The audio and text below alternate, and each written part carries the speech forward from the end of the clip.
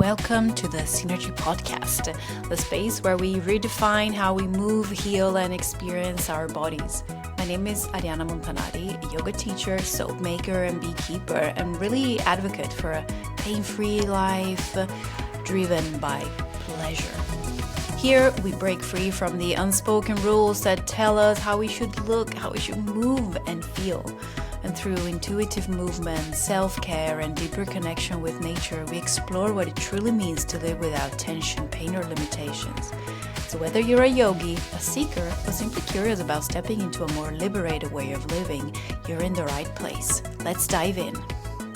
Welcome to this new episode of the Synergy Podcast, and we have with us Alberto. Welcome, another Hello. Synergista, as I call the Synergy family members. Alberto has his own work, his own studio in Milan, Italy. Today we're going to talk about his own journey. As usual, you know that I love sharing with you stories, journeys, how you get to where you are now, and maybe to inspire some of you. And then we're going to talk about the different approaches that you can have to yoga, sports, so the practice, exercise, and really about yourself, about our limitations. But I don't want to spoil too much. Now, Alberto, can you please introduce yourself? Tell us a little bit more about you. Who are you?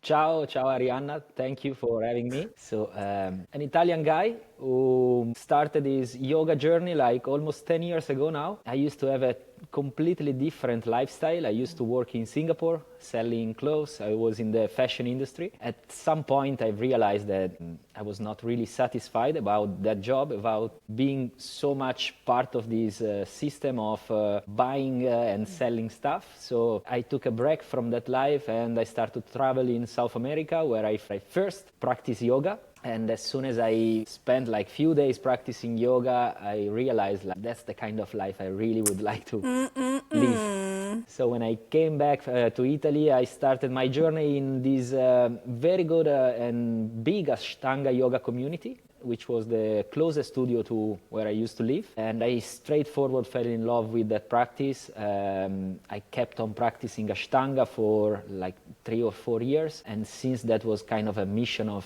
my life to become a yoga teacher, I went like all in straight in the Ashtanga practice. It helped me really a lot to build like a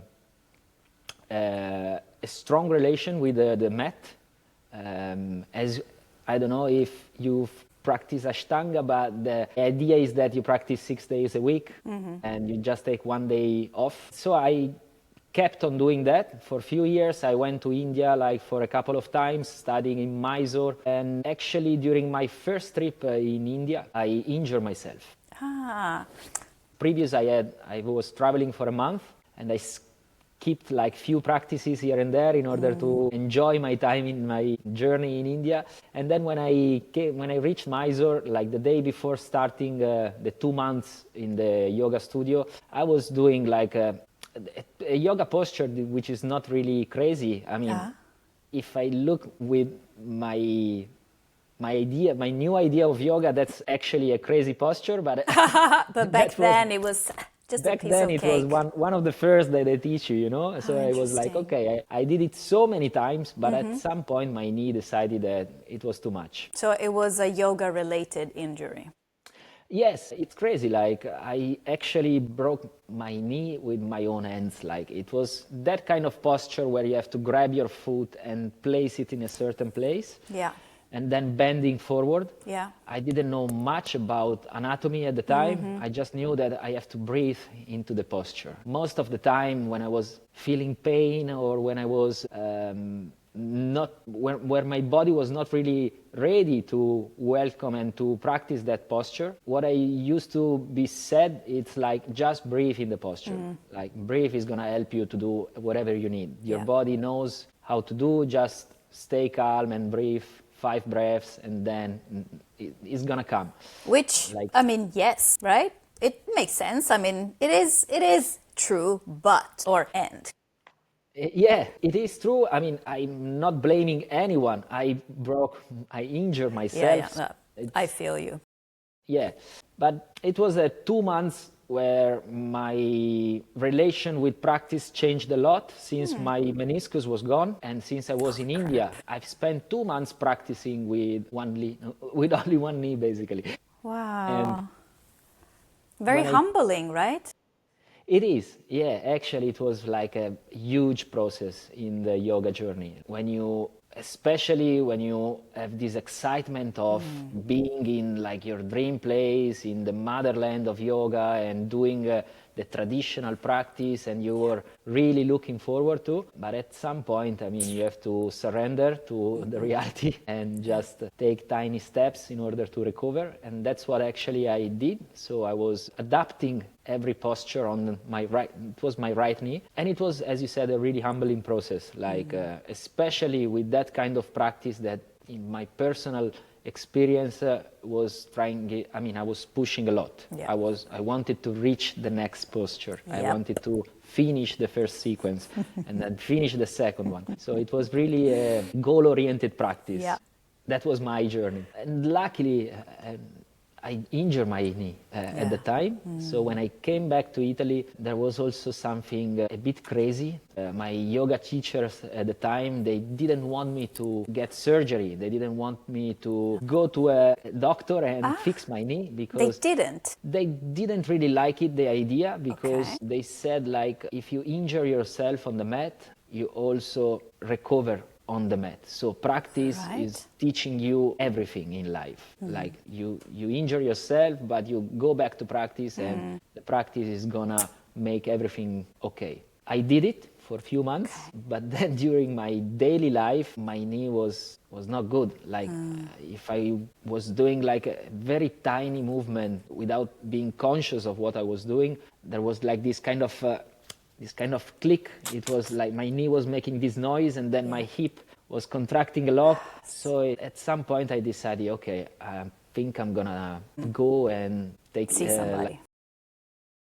get back like to a normal life. And since then I've started to think with my own brain and not like following what the tradition and the teacher was telling me. And if I was started to see and to feel actually the way I was living my daily life out of the mat, because during practice it was feeling amazing, you know, this flow of breath and posture and the crazy stuff, handstands, leg behind the head. It's very exciting. It's such an exciting practice. It actually is really driving. First thing in the morning was like, okay, I want to practice. But then I start to realize that the rest of the day I was not really relaxed. I was sometimes very nervous. I didn't have enough energy to survive until the rest of the day.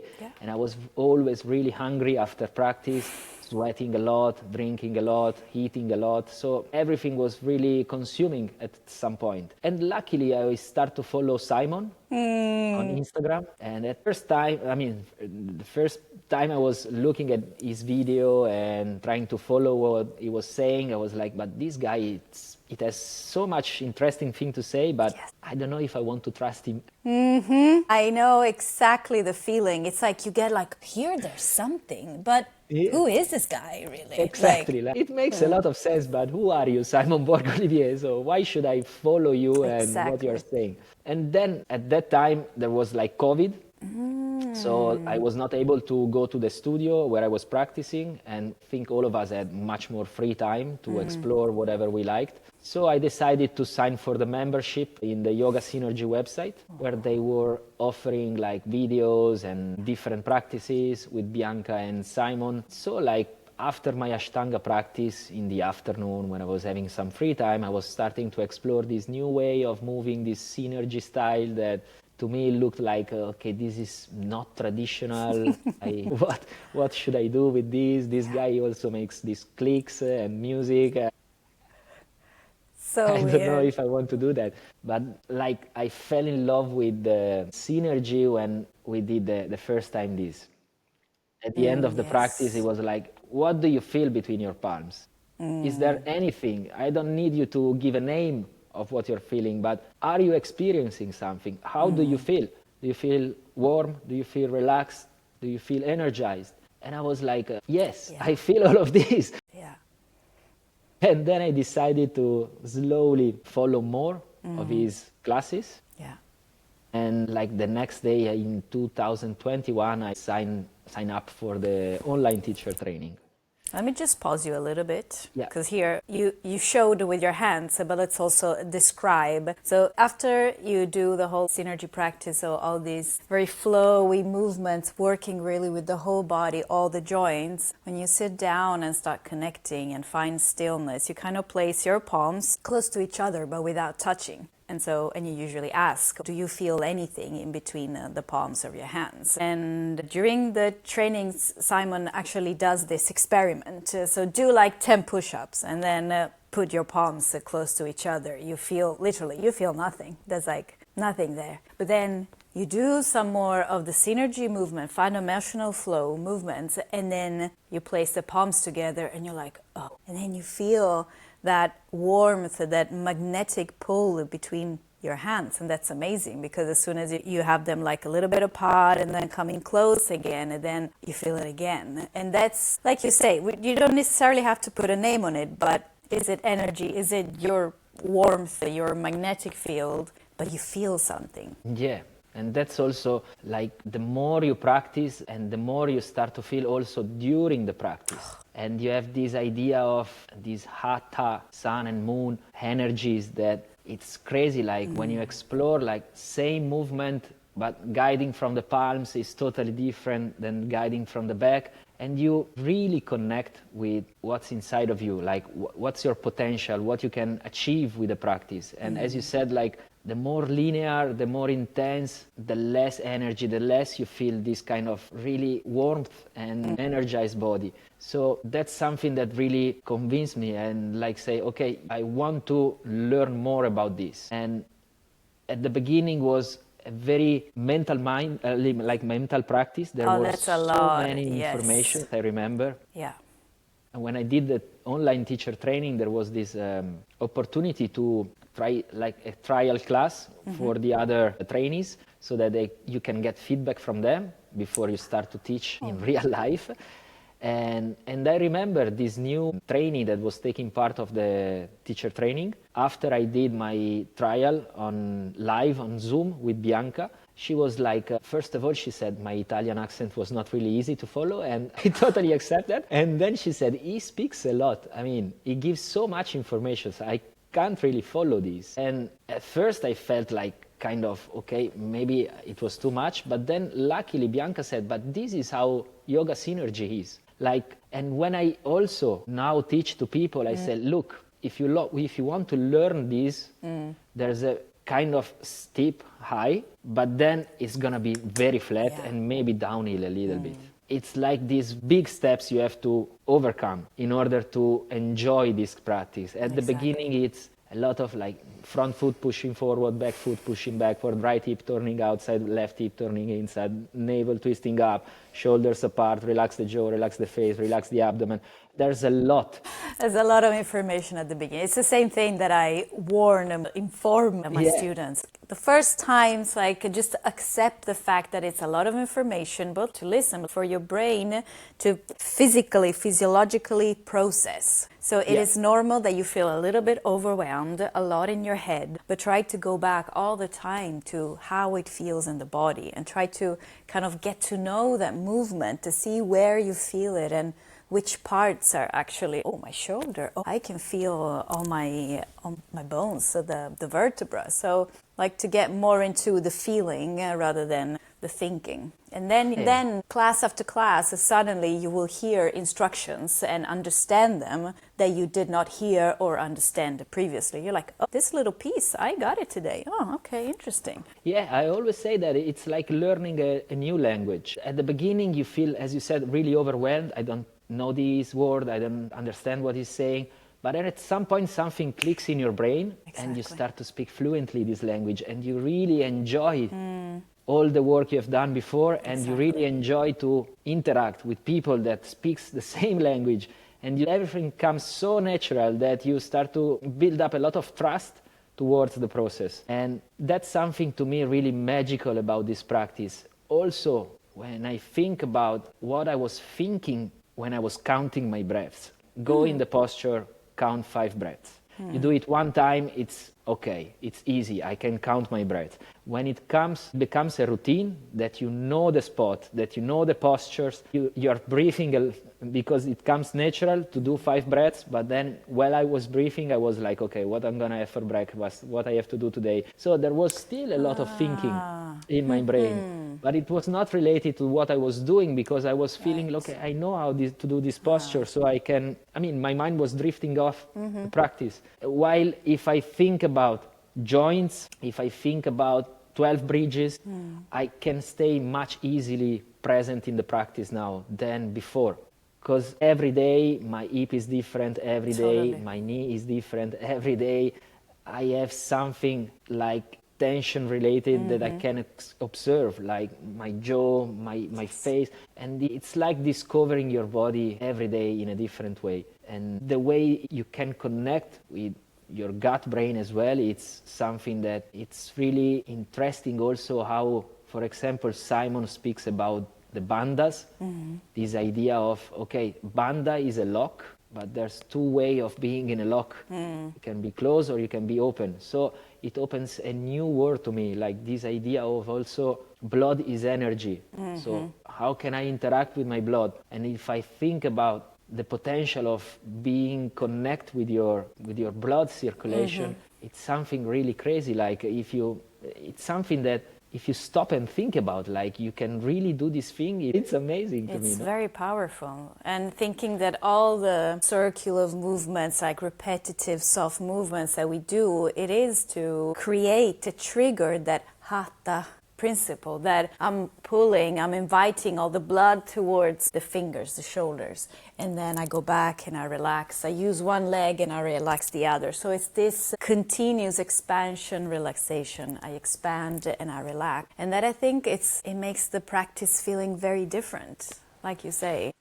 Yeah, and the magnetic field, like the energy you can build around you. I had this amazing practice 2 days ago with some people coming here for the lunch break, and they still cannot understand and believe, like, how is it possible that with these simple movements I can, in 45 minutes, because here in Milan the lunch break is 1 hour, so I offer 2 classes of 45 minutes. Wow, okay. By the time you greet them, by the time you say bye, it's 10 minutes are already gone. So basically you practice for 35, 40 minutes, no more. Every time these people, they go back to the office, and the next time they come back, like especially the first times, my colleagues were looking at me and say, where have you been? You look different. Like, that's amazing.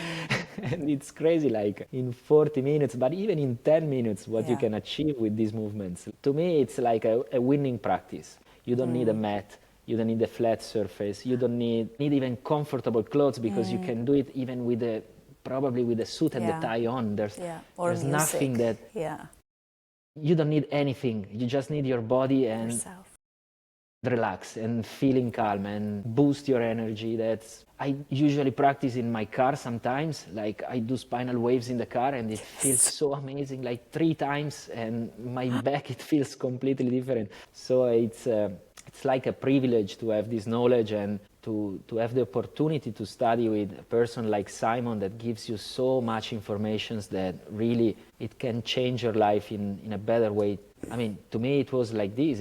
There's never been like a time when I finish my practice and I feel hungry or I feel tired. Exactly. Every time I finish my practice, I feel energized. I don't need a lot of food, can go all day long. I mean, now I'm drinking a lot of tea. There's also something really interesting. I don't know if you have time to explore this in this episode of your post. I found this perfect match with tea also. Like, interesting. Yeah, like when you drink certain types of teas, the warmth start to travel in specific area of your bodies. There are teas that you can definitely feel in the back of your shoulders and along the spine. There's some teas that are going to lift up your chest.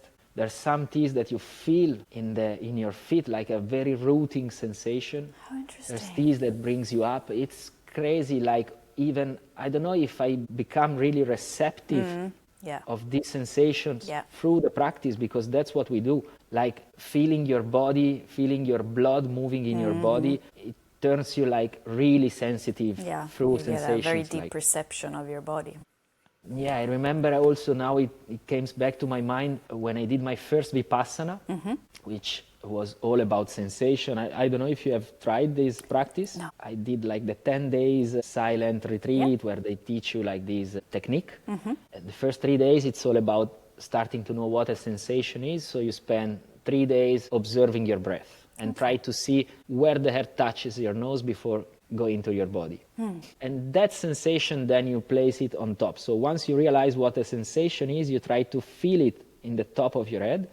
And then it's like a body scan. So you start from here and you don't want to miss any millimeter of your skin. So in silent, being still, you start to feel these sensations moving through your bodies. That's so powerful. And I remember, like, with all the informations they gave us during the courses, like that the shoulder, we call it shoulders, but it's actually made of 4 joints.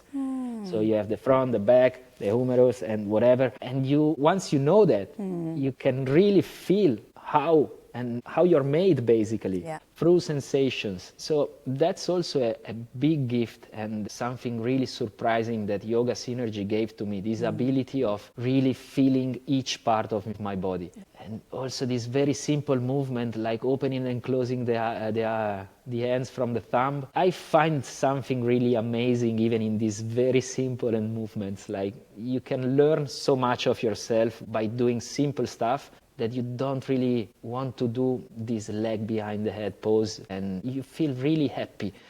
Like content. What Simon used to say, always says, like, happiness is a choice. And you can choose to be happy with less, or you can choose to be happy with achieving something, like always running after something, like I did this and now I want to do that. And I do that, and then I want to do the next. And it's always like a performance, like, basically. Chasing the next Chasing thing. always the next postures, the next way of feeling these kind of articulate and really complex poses that you really never use in your life. But you bend forward a lot, you twist a lot, you side bend a lot. And what I've realized is that advanced practitioners that comes here in the studio and they want to achieve, like, can you teach me Pincha Mayurasana? Can you teach me Bakasana? Can you teach me Kurmasana? And I was like, yes, in order to do that, you need to know how to bend your spine.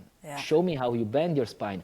And they all bend from the hips. Like, exactly. Okay, yeah. That's the hips. I mean, now it gets very technical, but I also want to say that I noticed this a lot. Not everybody, but I would say a good 80% of the people who come to class, there's very little connection with the spine, but we go always from the hips. And it's like the hips are doing all the job. And then when I go, but hold on, what about the back, the abdomen? And then something clicks, but I see there's somehow and sometimes a lot of resistance, and especially when you want to count the back, especially I think for women, we need to look straight and arch a little bit and bum out and chest up. It's I would say there's a lot of resistance somehow, which bring us back to why, for instance, your Ashtanga practice felt so different from the Synergy practice. And just to keep it short, the Ashtanga practice often leads you to breathe more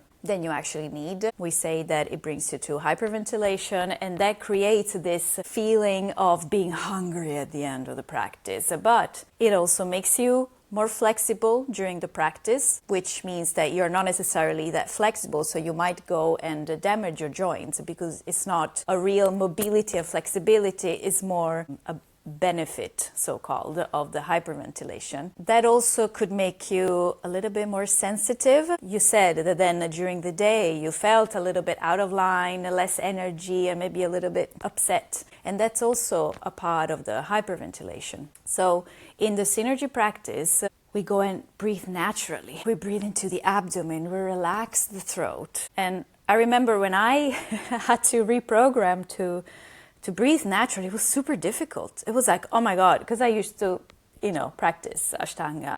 It was like, how can I breathe? I just found myself not breathing at all. It was just, oh my God. And then I got it. Okay, just relax. And so the body can. And I guess the Synergy practice is more about working with your body, like you say, being content with where you are now and working with it. So there's always this expansion, this playfulness, this curiosity, in a more of a physiological way, rather than having a more pushy practice, a more pushy, if you want, lifestyle, you know, where you somehow go against your body all the time. You think of the next pose, you think, I have to go deeper, oh, I have to do more, and you're never really here.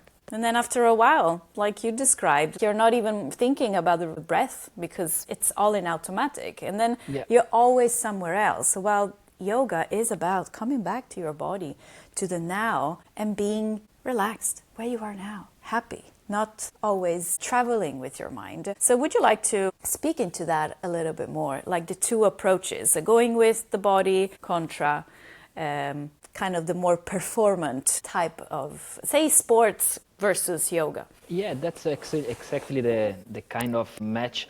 It's really useful to me to realize, like, nowadays most of yoga practices are goal-oriented in order to overcome your limits, while if I look of yoga philosophy, and to me what I consider traditional yoga, it's more related to what the text and the book says than the form of the asana. Traditional practice to me is something that follows the yoga philosophy. For what I've read so far, there's no one that is telling you like you have to achieve something. It's more about observe yourself. And also, if I consider what a limit is, like a limited area, if I look at the limit, it's on the surface. So even if I overcome that limit, from within I go outside. Yeah. So I like more the idea of melting the limits. It's not, I think the limit it's here. Like what I consider a limit, it's a process of the mind. Of course, my body has resistance. Of course, my body is not ready to welcome whatever posture I'm gonna offer him. But there's something different about enjoying the process of melting the limits or thinking that this is a limit.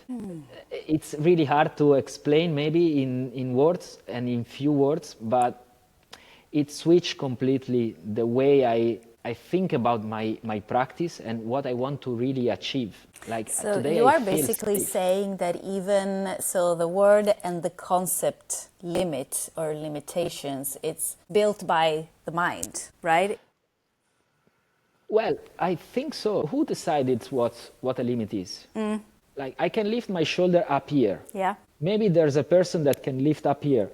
So from that person, I'm limited. My shoulder mobility is limited. But how do I feel? Like, do I feel limited or I feel happy because I'm moving my body? Like, what do I want to achieve? Do I really want to take my shoulders back here because so that I overcome a limit and then maybe the next day my shoulder is in pain? Or do I really want to explore how I am today? Like, I think, as you said, yoga takes you to the present moment. Like, if I've slept like in a bad position and my shoulders is painful during today, why should I push more and try to overcome that limit of having a shoulder which is not feeling good today? Like more to enjoy my body as it is. So basically, you don't want to talk about limit. What if we remove a limit from the picture and instead think, how can I explore my body today in a way that feels pleasurable, right? I think that's the most yogic practice, I mean the best yogic practice, being in contact with what your body can offer you today. Otherwise, there's always be comparison.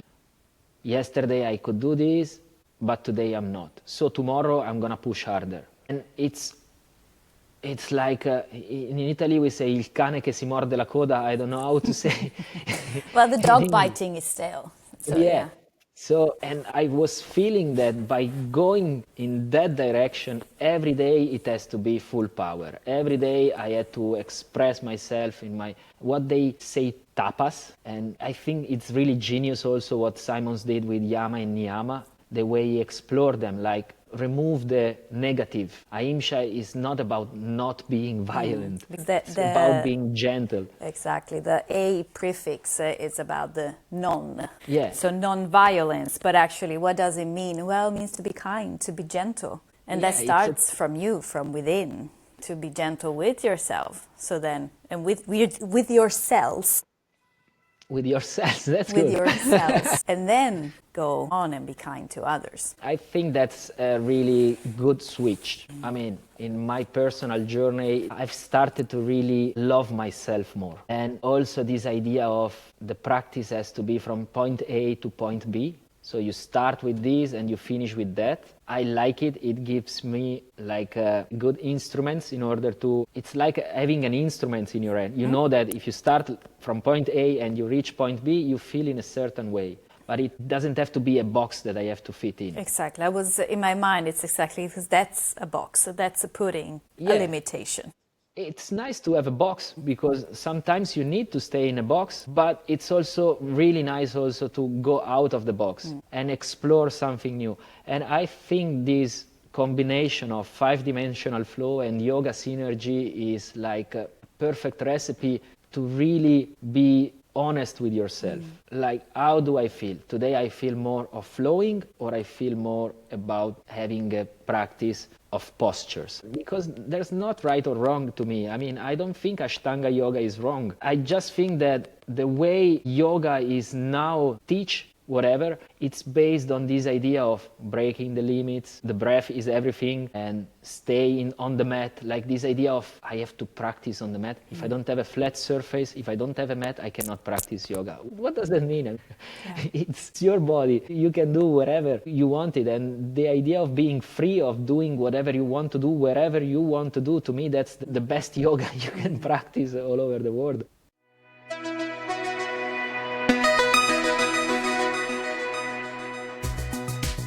I want to take a moment to talk about something truly special and close to the heart. Miele Strega, my own line of natural handmade body products. And as you know, I am passionate about moving with ease and feeling good in our bodies, and that extends to what we put on our skin. Each batch of Miele Strega products is crafted with love, for real, by me, using ingredients from my very own beehives and my darling bees, combined with the pure botanicals. Whether it's a soothing, luxury whipped body butter, a nourishing lip balm, or a gentle soap, everything is designed to support your body's natural rhythm, just like the practices we explore here. If you're looking for skincare that's pure, it's intentional and deeply connected and aligned to nature, check it out at mielestrega.com. And because you're a listener, I've got a special gift for you.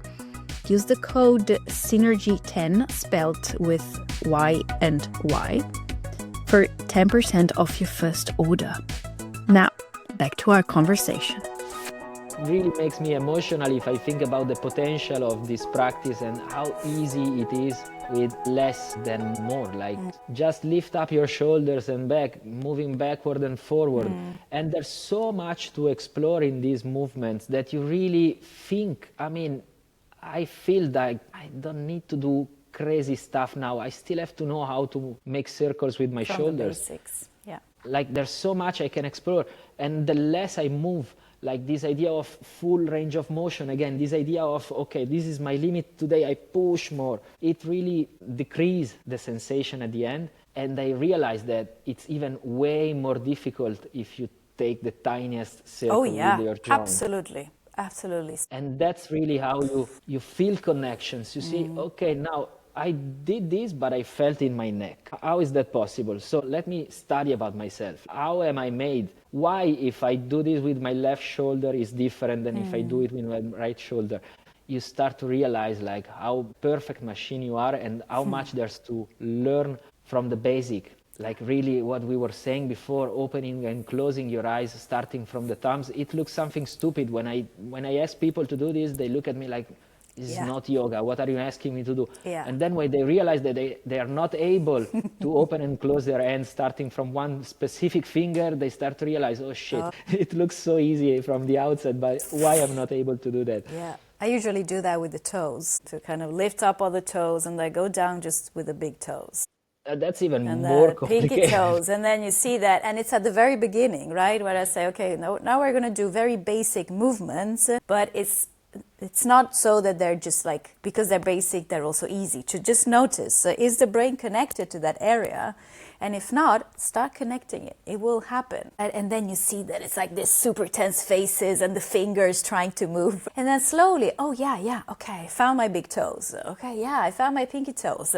Everything that we're talking about is, of course, applicable to the yoga practice, but these are principles that are easily transferable to our day-to-day life, right? We're always racing somewhere, rushing and thinking, I don't have time, I am not enough. And instead, be content with what you have. Like, be so grateful because you already have it all. And everything that you want, that's extra. But as long as you have food, shelter, people that you love around you, clothes. Functional body, then more. A functional body, your health. When I broke my back, my back got stuck a few years ago, I realized that all the very easy, basic tasks that I was not able to perform were like, I cannot even go to the bathroom by myself. And so you get to really appreciate all this. Wow, I can actually sit, I can stand up, I can go down the stairs. I'm functioning, I'm healthy. Yeah, and I mean, I think the good point is as we started to realize yoga and sports. Because now, if I think of what we said so far, it looks like we don't want to overcome our limits and it's something wrong and it's something bad to push and to achieve. But it's out of the yoga world to me. Like, if I really want to do a yoga practice, I focus on being healthy, of building up energy instead of controlling energy, so that when I go climbing, when I go mountain biking, my body is even more functional. And if I want to climb a higher grade, I know how to move better thanks to a yoga practice. I think sports are so amazing in order to achieve limit, to push forward and to do whatever we want to realize in our life. But let's talk about yoga. Like, what do I really want to get from a yoga practice? Judgment or acceptance? Melting a limit, like starting to realize that there's no limit. Like, yoga is union. And when there's union, there's no limit.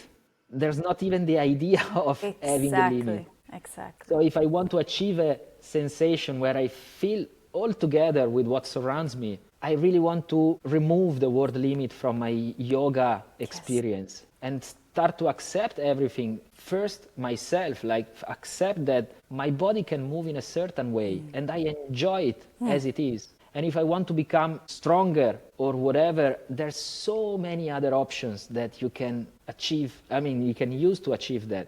But really, when I talk about yoga, that's I think what's really missing. Like, what do I want to achieve with my yoga practice? Is there anything I need to achieve with a yoga practice, or just being happy with what you are?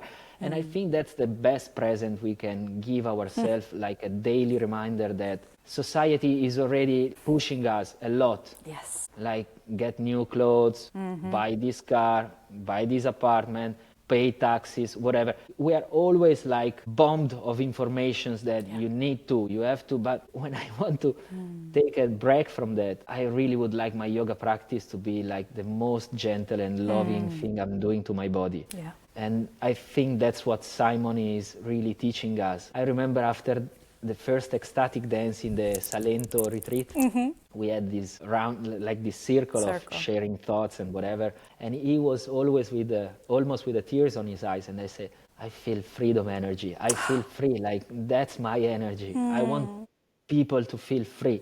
And it's amazing, like, what he's doing. And I feel so blessed to being here with you, to sharing with a community that really maybe wants to go deeper and deeper of this idea of feeling happy. Like, happiness is a choice. And when Simon used to say that, I was like, yeah, okay, happiness is a choice, but how is it possible? And then you start to connect with your gut. You just remove thoughts from your brain, you just move from the core and you start to feel lighter, free, and like dancing and really enjoying what you're doing without any effort. And that's, I think, what happiness feels like. Which is very much connected with freedom, because what you are describing is like, I'm actually taking ownership over my body. I'm embracing my freedom. I don't want to be bound to maybe external ideas, influence, if you like. Freedom in your thoughts often then comes with happiness, right? Sometimes we're not free because we are frustrated by something. When maybe we're living a life that is not aligned,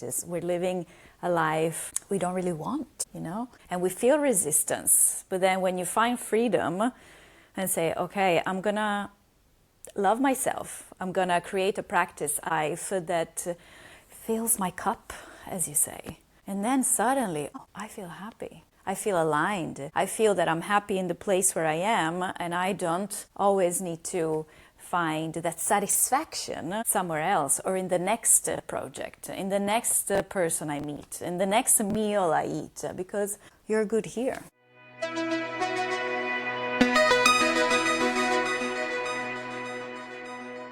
That's also, I think, the most difficult thing about having a practice that chemically doesn't produce these chemicals that takes you back. Of course, they are satisfying, but as meditation, I think, to me, having a regular practice of meditation, it's not the easiest, because there's not this hormone production of things that they really create like a deep connection, like dopamine, that you want more, you want more, you want more, you want more. I think the most difficult thing about this practice is that it doesn't give you all of that. The dopamine and adrenaline kick. Yeah.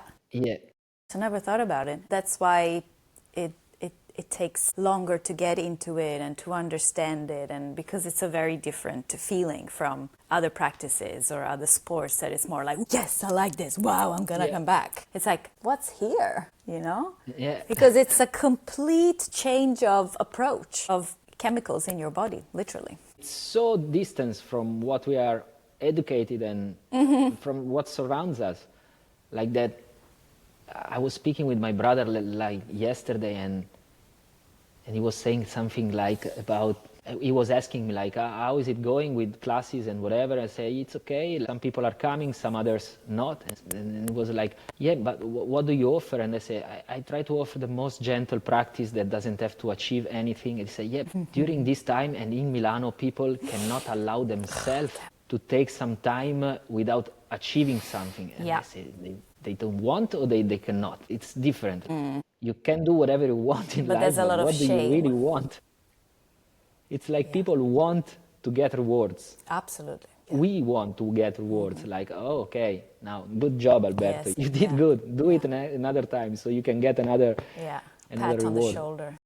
Yeah, it's really deep, whatever we can explore from these simple movements. To me, it makes me more mature, like being more responsible. Yes. And really building up trust towards myself, like 100%. my real inner self. Yes. Like, do that because you feel good. You don't need this. There's no need. Like, just be happy. Exactly, because you do it for yourself and not for the reward. Yeah. Wow. I mean, we could go on talking for hours. This is such a beautiful conversation. It could lead also, why do you make your choices? Do you make choices out of fear, or do you make choices out of pleasure, of desire? Why do you do this? Because I'm gonna go train because I ate a cake yesterday, I'm afraid I'm gonna gain weight, or are you going to train because that actually makes you feel good and makes you feel more connected with your body, right? Yeah, it is. Alberto, thank you so much for sharing your wisdom with us. Is there anything else you would like to share with us? How can we find you? Well, thank you, Arianna, for inviting me. It was such a pleasure. How can you find me? On Instagram? Yes. The yoga studio you see on my back, I'm gonna switch to another location. which is more in the countryside. I think Milano, it has a lot of opportunities, but I prefer to stay surrounded by trees than concrete. Then robots and concrete. Moving away, and there's gonna be a lot of things, a lot of new things happening. Of course, Instagram is the social media I'm using the most. Alberto Yoga is the name you can find me, and I don't know, like, just write me if you want to say hi, and I'm gonna be more than happy to meet everyone who's interested in this. You also work a lot with music, right? And tea and yoga. So it's going to be very exciting to see what you're going to create in the future. It's really interesting. Like, I'm really excited about this combo of tea and 5-dimensional flow. I spoke a lot also with my tea teacher, which is Chinese. She lives in Yunnan province. She has her own tea industry. And the shop is in Milano, so sometimes she comes back. We had a very good discussion, a good exchange about this, because she said, like, there's this idea of energy, what we were saying before, this heating and magnetic feeling and in sensation. Between your hands. We call it prana, of course, in yoga, but there's many traditional practice, like in China, they call it qi. And what they say in China is that tea has its own energy, which is called cha-qi. So cha means tea, qi is energy. And that's what I was explaining before, like the qi, the cha-qi, you can feel it in your body. And what really pushes you, like, to express more this sensation of heat, of warmth, of energized body, is if you mix it with movement. Oh my. So I'm now studying many teas. I have a lot, like 50 types of tea on my back at the moment. I still haven't tried them all. That's amazing. I'm really taking notes of where do I feel it. And what I really would like to achieve is like these sequences, or let's say movement, that matches with that energy. So that in order of how you feel, you can drink that type of tea and then move in a certain way. So that this energy can be spread around your body even more easily. And like a spoiler, which there's also incense, like incense burning, it's something completely crazy. With incense? Yes, like they do this natural incense. Yeah. This tea teacher I'm following, she has this, she knows this guy who's the 23rd generation of incense makers. There are recipes like 1,000-year-old.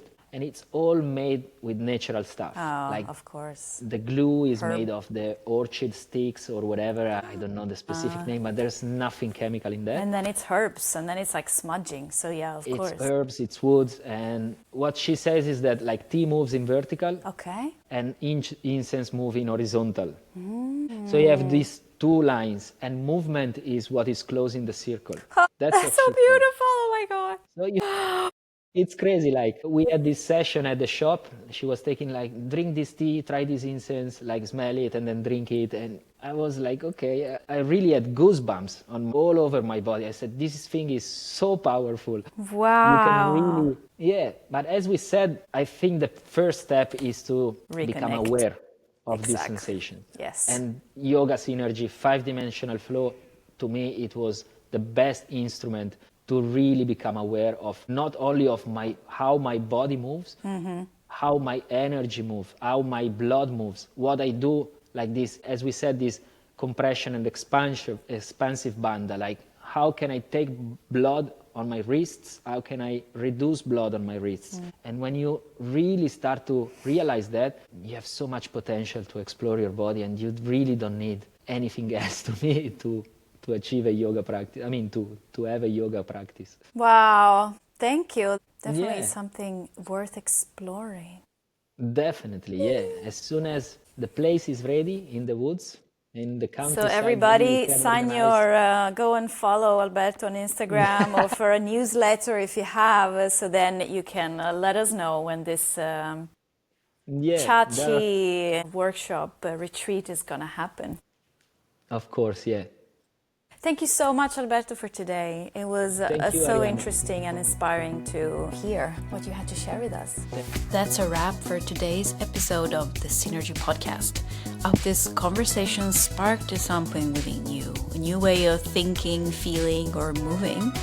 If you love this episode, let me know. Share it, leave a review, or connect with me on Instagram at Mielestrega. And if you're ready to go deeper, check out my yoga offerings, come to a yoga class at the studio, and check out my handmade natural body products at mielestrega.com. Remember, your body is yours, your pleasure is yours, and living pain-free is possible. Until next time, move with ease and live with joy.